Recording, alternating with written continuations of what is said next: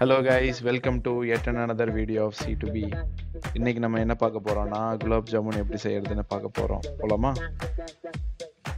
நான் இங்க பெல்ஜியம்ல இருக்கறனால இங்க இருக்கிற இந்தியன் ஷாப்ல போய் இன்ஸ்டன்ட் குலாப் ஜாமுன் மிக்ஸ் தான் வாங்கியிருக்கேன். அதுதான் இன்னைக்கு நான் யூஸ் பண்ண போறேன்.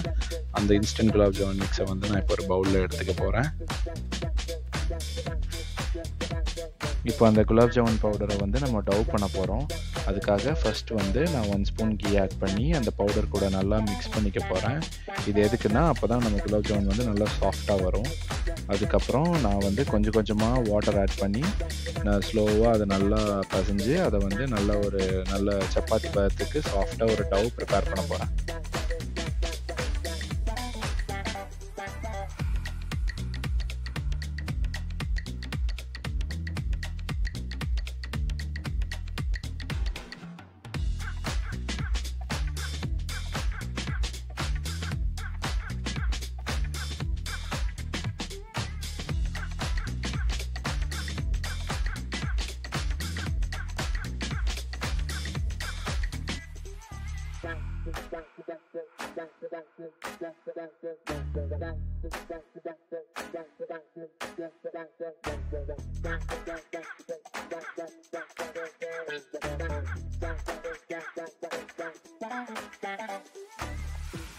இப்போ நம்ம டவ் ரெடி ஆயிடுச்சு. ஸோ இப்போ நம்ம சின்ன சின்ன பால்ஸாக வந்து அதை ரோல் பண்ணி தனியாக எடுத்து வச்சுக்க போகிறோம்.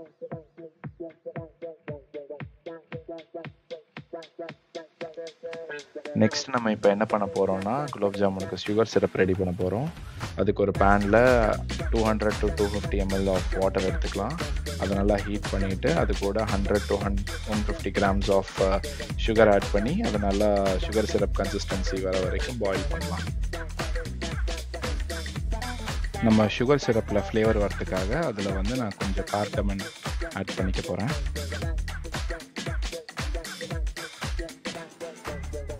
இப்போ நம்ம சுகர் சிரப் ரெடி ஆகிடுச்சு. நெக்ஸ்ட்டு வந்து நம்ம குலாப் ஜாமுன் உருட்டி வச்சுருந்த அந்த பால்ஸை வந்து டைரெக்டாக எண்ணெயில் ஃப்ரை பண்ண போகிறோம். அதுக்கு ஒரு பேனில் வந்து வேணுங்கிற அளவுக்கு எண்ணெய் ஊற்றிக்கோங்க.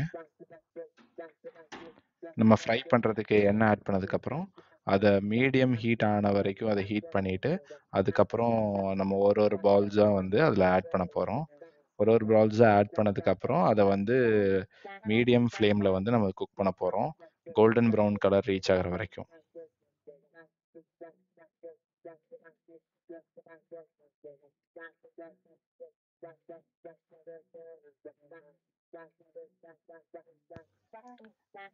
இப்போ நம்ம குலாப் ஜாமுன் நல்லா ஃப்ரை ஆகி ரெடி ஆகிடுச்சு. இப்போ வந்து தனியாக ஆயிலேருந்து எடுத்து ஒரு பிளேட்டில் செப்பரேட் பண்ணி வச்சுக்கலாம் அது செட்டில் ஆகிறதுக்கு.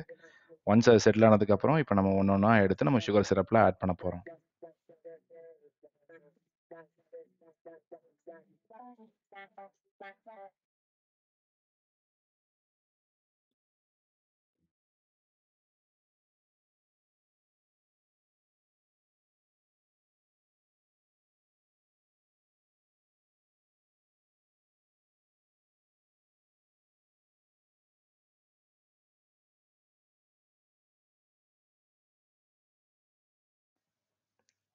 இப்போ நம்ம குலாப் ஜாமுன் எல்லாத்தையும் சுகர் சிரப்பில் ஆட் பண்ணியாச்சு.